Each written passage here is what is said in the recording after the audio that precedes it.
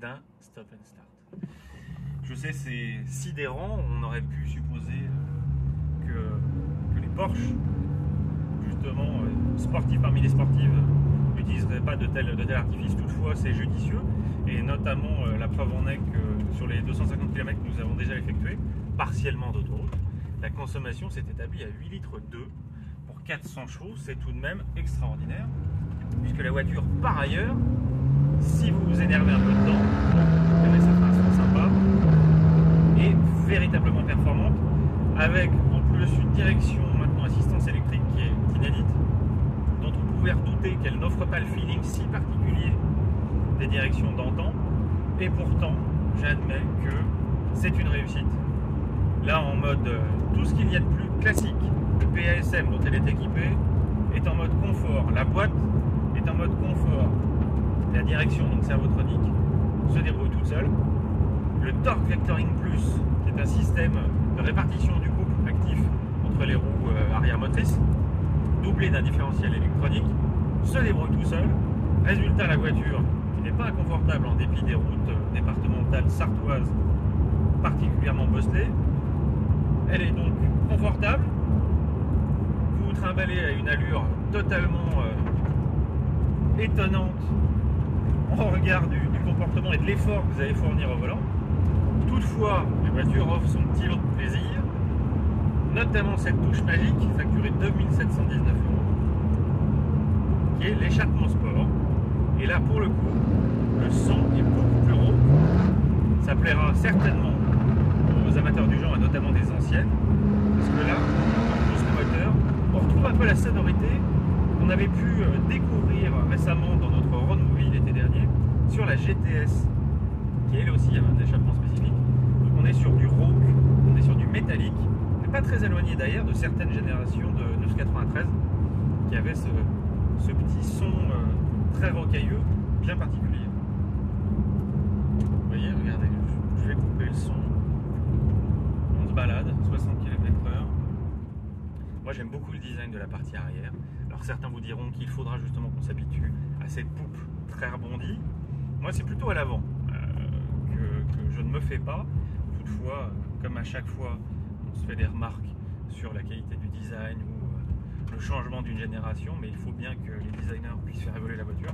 Là il y a 95% de pièces qui sont différentes de la version 997. Vous noterez que par contre le volant lui est repris avec ces petits indicateurs Sport, Sport Plus et Launch Control sur les branches. Après, vous avez une solution alternative qui est le Sport, donc intervention sur l'accélérateur, sur le volant et sur la gestion de la boîte PDK. Et après, le Sport Plus, sachant qu'en plus on a le pack Chrono Sport.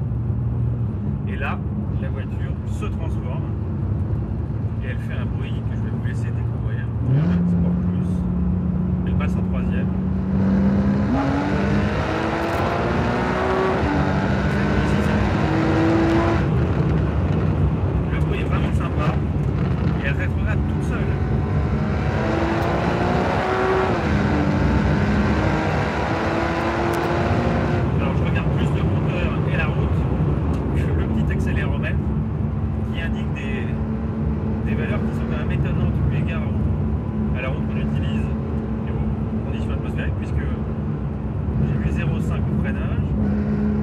J'imagine que vous faites un peu secouer. Attendez, je vais essayer de voir en même temps, c'est pas très judicieux. Voilà, 0,4. Vous pouvez reprendre la main sur la boîte évidemment, avec les palettes qui sont placées derrière le volant. Pour un premier contact, je suis séduit. Pourquoi? Parce que nous avons aujourd'hui une 2 roues motrices. 2 roues motrices dont on pourrait se dire il faut s'en occuper. Il faut être regardant sur la motricité, mais là, la voiture gère tout seul. C'est étonnant, la boîte est beaucoup plus sidérante que d'habitude. Et le feeling de direction dont je redoutais qu'en électrique, il perd un peu de finesse et de précision, est particulièrement bien étudié. Et la voiture emmène à des allures hautement répréhensibles, vous vous en doutez, avec une facilité qu'on ne connaissait jusque-là, à mon sens, que sur les versions suralimentées ou 4 motrices, voire, dans ces dernières définitions, sur la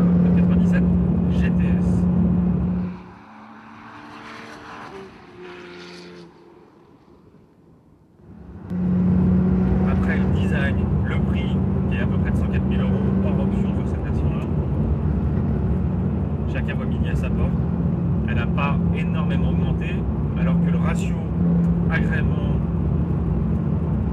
avantage justement de ces équipements électroniques, vraiment à la pointe du progrès et surtout efficacité, est largement en sa faveur. D'ailleurs, le fait que les livraisons qui commencent ce mois-ci nous amènent d'ores et déjà à des délais pour les commandes de l'ordre de septembre-octobre 2020,